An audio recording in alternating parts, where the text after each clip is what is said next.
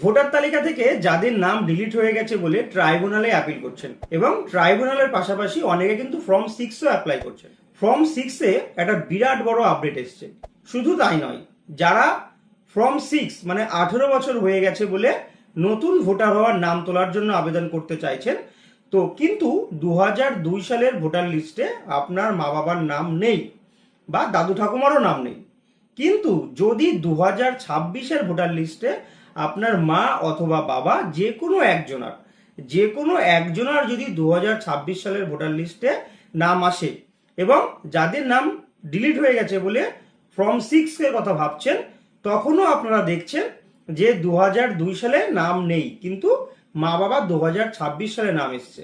মধ্যে কথা হলো, যদি 2002 সালের এসআইআর এ নাম না থাকে এবং 2026-এর এসআইআর-এ আপনার মা অথবা বাবা যে কোনো একজনের নামও যদি 2026-এর এসআইআর চলে আসে, তাহলে আপনি খুব সহজেই এখন কিন্তু ফর্ম 6 অ্যাপ্লাই করতে পারবেন।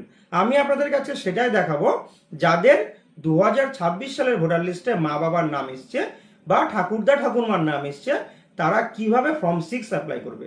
এটা কিন্তু একদম নতুন আপডেট, অনেকেরই জানা নেই এই ব্যাপারটা। তাই সম্পূর্ণ ভিডিওটা মনোযোগ সহকারে দেখবেন এবং ফর্ম 6 অ্যাপ্লাই করতে পারবেন। চলুন আমি দেখিয়ে দিচ্ছি। সবার প্রথমে আমাদেরকে ভোটার সার্ভিস পোর্টালে চলে আসতে হবে। এসে আগে সাইন আপ করে তারপর লগ ইন করতে হবে। তো আমার লগ ইন করাই আছে।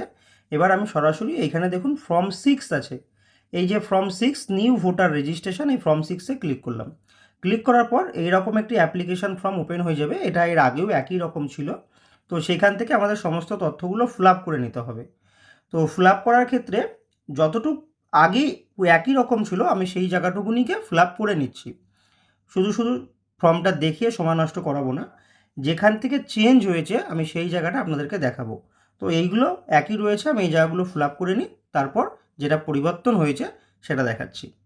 এইবার এই জায়গার থেকে লক্ষ্য করুন, এই যে এইখানে নেম অফ ফ্যামিলি মেম্বার, এইখানে আপনাদের পরিবারে যার নাম 2026 সালের ভোটার লিস্টে এসছে, সেটা বাবা অথবা মা হতে পারে, তার নামটা এখানে লিখে দেবেন। লিখে দিয়ে রিলেশনে পিতা মাতা ঠাকুরদা ঠাকুরমা যেটা হবে সেটা বসাবেন এবং তার ভোটার কার্ড নাম্বার 2026 সালের যে ভোটার কার্ড নাম্বারটি আছে সেই ভোটার কার্ড নাম্বারটি এখানে বসিয়ে দেবেন। এপিক নাম্বারটি বসিয়ে দেওয়ার পর এখানে নেক্সট আছে, নেক্সটে ক্লিক করবেন। এরপর এই যে ডিক্লারেশন ফর্ম আছে দেখুন, এই ডিক্লারেশন ফর্মটি আপনাকে ফিল আপ করতে হবে। এখানে যে এপিক নাম্বারগুলো আছে দেখুন, এই যে ফাদার্স বা guardian epic number, mother's epic number, এখানে শুধু এপিক নাম্বারটি দিয়ে দেবেন। তাহলে বাদিকের ঘরটিতে যে নামের ঘর, সেই নামটা কিন্তু অটোমেটিক বসে যাবে, আপনাকে টাইপ করতে হবে না। তারপরে স্পাউস নেম আছে, এখানে হাজব্যান্ড অথবা ওয়াইফের নামটা মানে তার ভোটার কার্ড নাম্বারটা বসিয়ে দেবেন, তাহলে তার নেমটা অটোমেটিক নিয়ে নেবে। এরপর দেখুন এইখানে কিন্তু 3টে অপশান দিয়েছে। এর মধ্যে থেকে আমরা এই মাঝখানের অপশানটাকে কিন্তু সিলেক্ট করব, যে আমাদের পিতামাতার নাম লাস্ট এসআইআরে আছে, অর্থাৎ 2026 সালে আছে। তো প্রথমে দেখুন এসআইআর 2002, 2003, 5 আছে। তারপরে আছে দেখুন 2025 অথবা 26, এটা সিলেক্ট করে নিলাম। সিলেক্ট করে এখান থেকে স্টেট, আমাদের স্টেট ওয়েস্ট বেঙ্গল সিলেক্ট করলাম। তারপর সিলেক্ট অ্যাসেম্বলি কনস্টিটিউয়েন্সি, 2026 সালে আপনার যে অ্যাসেম্বলি আপনি সেটা দেবেন। আমার যেমন 2002 সালে ছিল 78 শান্তিপুর, কিন্তু 2026-এ এসে কিন্তু 87 রানাঘাট উত্তর পশ্চিম। তো সেখান থেকে আমি 87 রানাঘাট উত্তর পশ্চিম এটা সিলেক্ট করে নিলাম। এরপরে দেখুন আছে polling station number and name.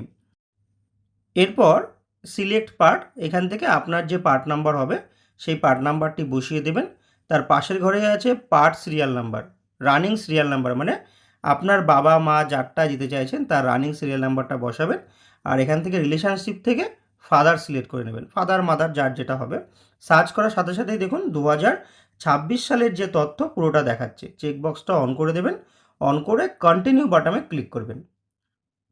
Continue বাটনে ক্লিক করার সাথে সাথে এরকম একটি ডিক্লারেশন ফর্ম আপনাকে দেখিয়ে দেবে। তো সেখান থেকে আরেকবার আপনি নেক্সটে ক্লিক করবেন, করার পর এরপর যে ডিক্লারেশনটা আছে আপনার ঠিকানা, স্টেট, ডিস্ট্রিক্ট, এগুলো সব আগের মতনই আছে, শুধু যে জায়গাটা চেঞ্জ হয়েছে আমি সেটা আপনাদেরকে দেখিয়ে দিলাম। এরপর আপনারা খুব সহজেই আগের মতন আধার ভেরিফিকেশান করে নেবেন, মানে আধার কার্ডে যা নাম থাকবে সেটাই কিন্তু আপনারা ফর্মের প্রথমে নামটা দেবেন, নালে পরে কিন্তু আপনারা ই সাইন করাতে পারবেন না।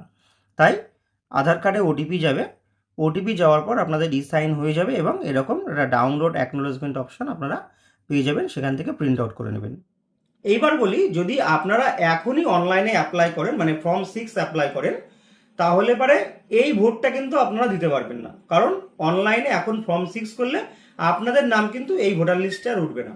দেখুন, আমি স্ক্রিনে একটা অর্ডার দেখাচ্ছি, যেটা হচ্ছে চিফ ইলেকটোরাল মানে সিইও, রাজ্যের মুখ্য নির্বাচন আধিকারিকের একটি অর্ডার, নির্দেশ। তো সেটা কিন্তু 27/3/2026 দেওয়া হয়েছে। এই নির্দেশটির একদম লাস্টের লাইনটি দেখুন, যেখানে বলা হয়েছে ইরোল updation for all from 6 and from 8 submitted till 30/3/2026, মানে 30/3/2026 মধ্যে যারা অনলাইনে আবেদন করবে, বলছে can be done till 9/4/2026 for second phase. তো 9/4/2026 মধ্যে কিন্তু সেইগুলো ডিসপোজ করা হবে বা নিষ্পত্তি করা হবে, এবং তাদেরই নাম যদি অ্যাকসেপ্ট থাকে, মানে ডকুমেন্টস ঠিকঠাক থাকে, তাহলে তাদের নাম কিন্তু উঠে যাবে এবং তারাই ভোট দিতে পারবে।